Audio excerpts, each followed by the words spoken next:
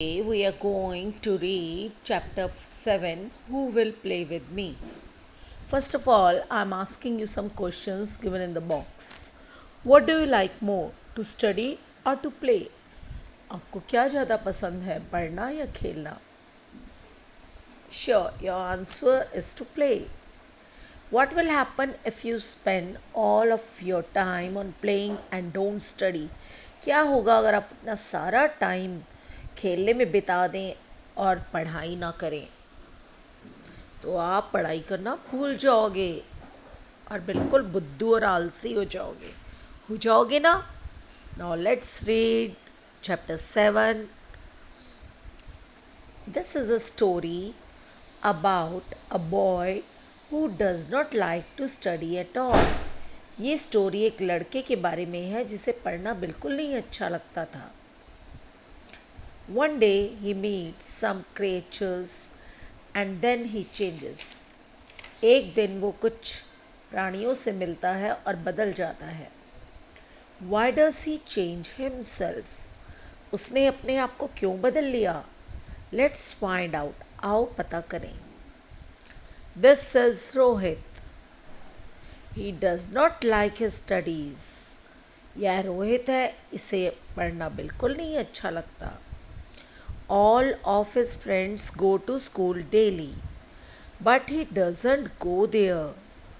उसके सभी फ्रेंड्स रोज़ाना स्कूल जाते हैं लेकिन वह नहीं जाता.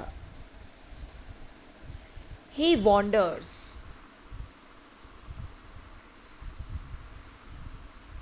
Wanders means वह इधर उधर घूमता रहता है. He wanders here and there. वह इधर उधर घूमता रहता है.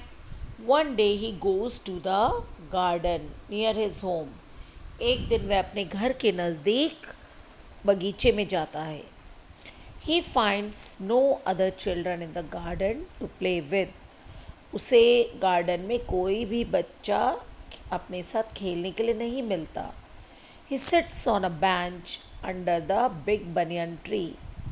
वह एक बड़ी बेंच पर बैठ जाता है जो कि बरगद के पेड़ के नीचे लगी होती है. After some time he notices. कुछ समय बाद वह देखता है a peacock dancing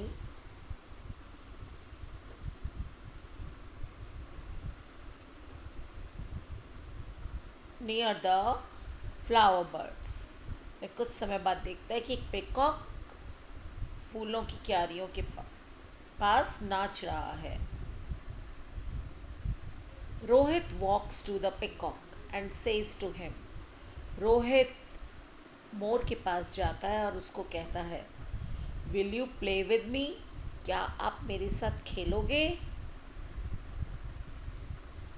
the peacock says, I am busy, I am dancing, so I can not play with you. Peacock कहता है कि मैं व्यस्त हूँ, मैं नाच रहा हूँ, मैं तुम्हारे साथ नहीं खेल सकता. Then Rohit meets a dog. तब रोहित एक कुत्ते के पास मिलता है. He asked him. वह उसको पूछता है, will you play with me? क्या तुम मेरे साथ खेलोगे? The dog says, I am busy, I am looking after my mother's house, master's house.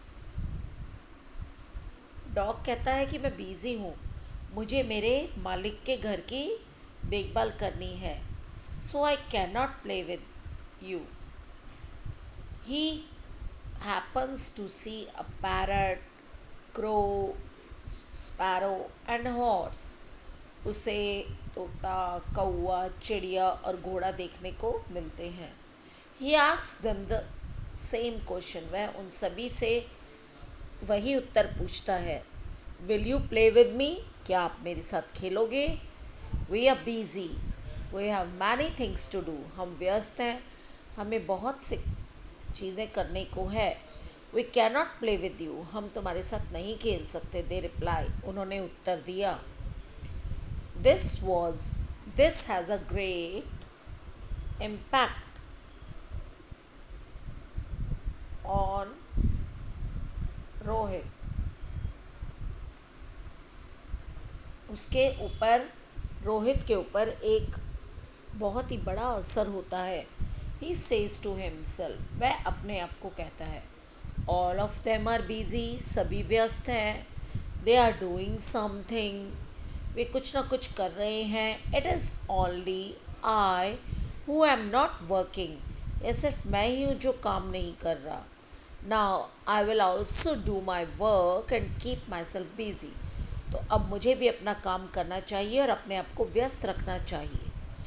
I will give up my laziness, give up means मैं अब छोड़ दूंगा मेरा आलसपन, लेजीनेस मीन्स आलस से छोड़ दूंगा।